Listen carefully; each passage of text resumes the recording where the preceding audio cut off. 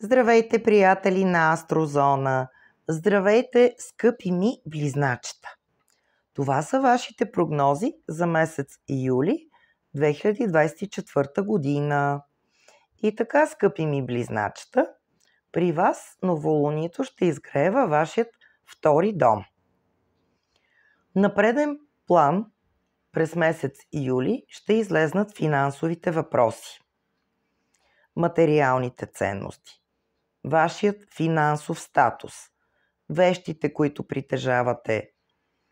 Всичко това ще ви подтикне да се научите по правилен начин да се разпореждате с вашите пари. Това е един месец, в който вие ще започнете да преразглеждате своя бюджет и да търсите подходящи начини как да преразпределяте своя бюджет, как да спестявате по правилен начин, за да може да увеличите вашето благосъстояние. Като цяло, това е месец, в който вие ще имате добри приходи и е възможно да получите също и някакъв голям подарък. Това ще ви даде възможност да увеличите вашите спестявания. Но това е месец, в който не бива да харчите повече, отколкото сте определили за дадено нещо. Не бива да влизате в дългове. Влагането на пари в банка също ще бъде разумен ход за вас. И изобщо влагането на суми, които са ви в повече, които сте спестили, вие ще обмисляте къде е най-разумно те да бъдат вкарани. След средата на месеца е възможно да има някакви закъснения покрай получаването на вашите приходи, на някакви пари, или пък да се появят непредвидени разходи. Затова е добре да бъдете разумни в харченето. Знам, че е лято и че през лятото най-много ни се иска да похарчим пари за своето удоволствие, за своето възстановяване, да се движим нагоре-надолу. Той ще се случи при вас, но просто трябва да бъдете разумни. Ваша цел през месец юли е именно как да се научите да стабилизирате вашите финанси, как правилно да разпределяте бюджета си, как правилно да спестявате и да планирате онова, което имате и в проект нататък.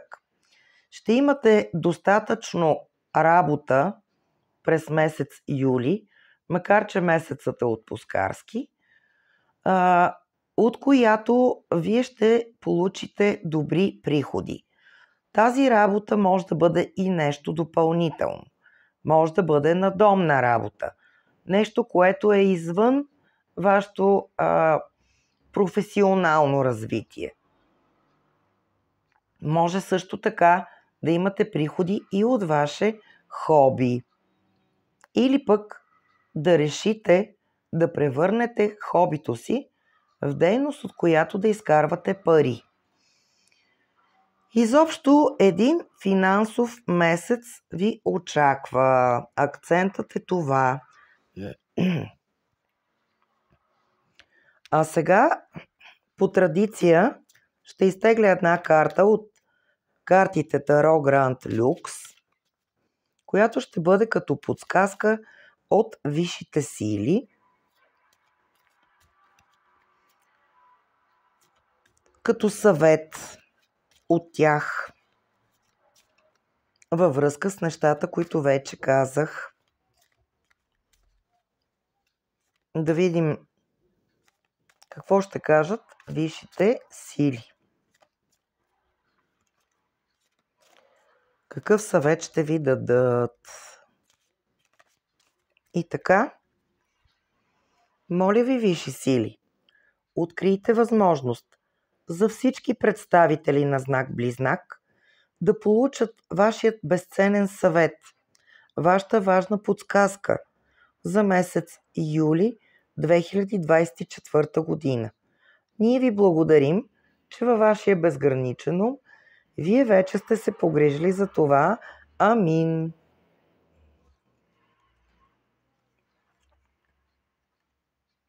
Така. Това е картата Смърт. Не я разбирайте, моля, в пряк смисъл.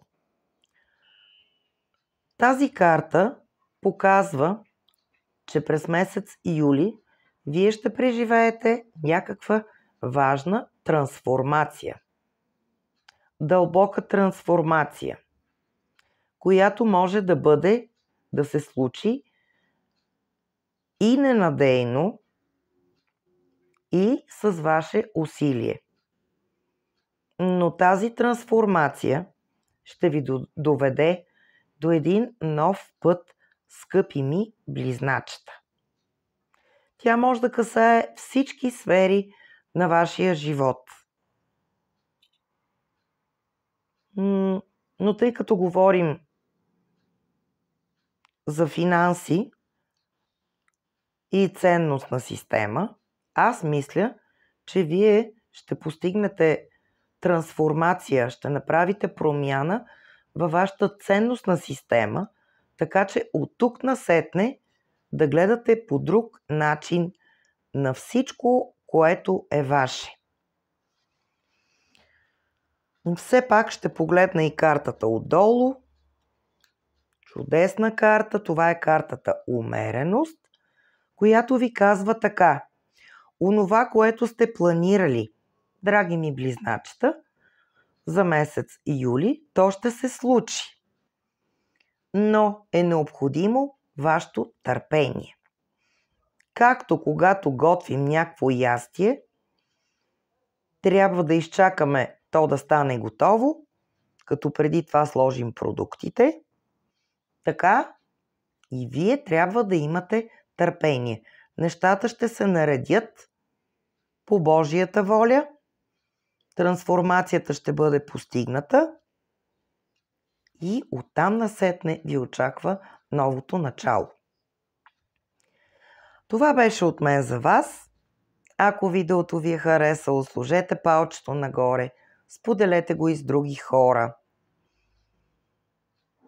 Прегръщам ви, бъдете здрави.